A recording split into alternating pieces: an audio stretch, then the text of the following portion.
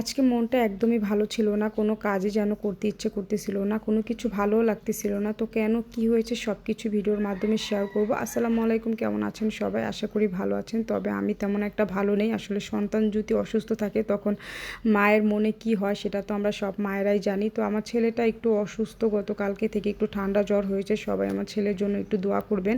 তো এর জন্যই আজকে ভীষণ মনটা খারাপ। আর এদিকে আমার মেয়ে পড়তে বসছিল, যেহেতু পরীক্ষা চলতেছে তাকে একটু সকাল সকাল পড়তে বসাই দিয়েছি।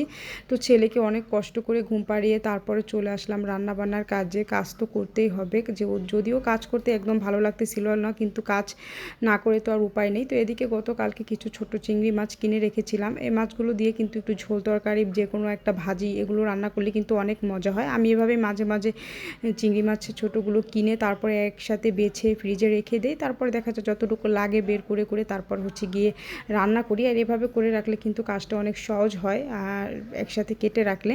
তো যাই হোক, মাছগুলো কেটে তারপরে ফ্রিজে রেখে এখন আমি এখানে একটু তরকারি রান্না করব। পেঁপে দিয়ে চিংড়ি মাছের একটু ঝোল করব, যেহেতু মনটা ভালো নেই। তো তেমন কোনো কিছুই রান্না করতে ভালো লাগতেছিল না, যেহেতু চিংড়ি মাছ কেটেছিলাম, ভাবলাম এটা দিয়ে একটু ঝোল তরকারি রান্না করে ফেলি। তো এখানে মশলাটা আর চিংড়ি মাছটা খুব ভালো করে কষিয়ে নিতেছিলাম। আর ওদিকে পেঁপেটা কেটে তারপর আমি আবার একটু ভাপ দিয়ে নিয়েছি।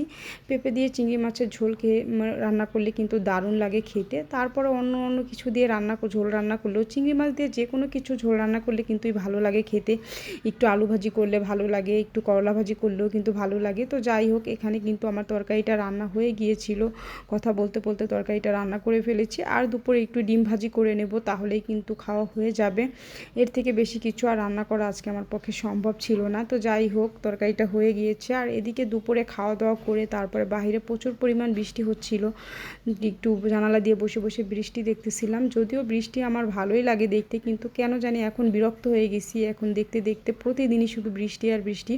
আর এদিকে দেখেন, যে ছেলেটা সকালবেলা মাথা তুলে দাঁড়াইতে পারতেছিল না, এখন সে এই তো কী দুষ্টমি করতেছে। কোথায় একটু খাওয়া দাওয়া করে দুপুরে ঘুমাবো, কিন্তু তার জ্বালায় ঘুমাইতে পারতেছি না। অথচ সে কিন্তু সকালবেলা মাথায় উঠাইতে পারে নাই, এমন অবস্থা তার ছিল।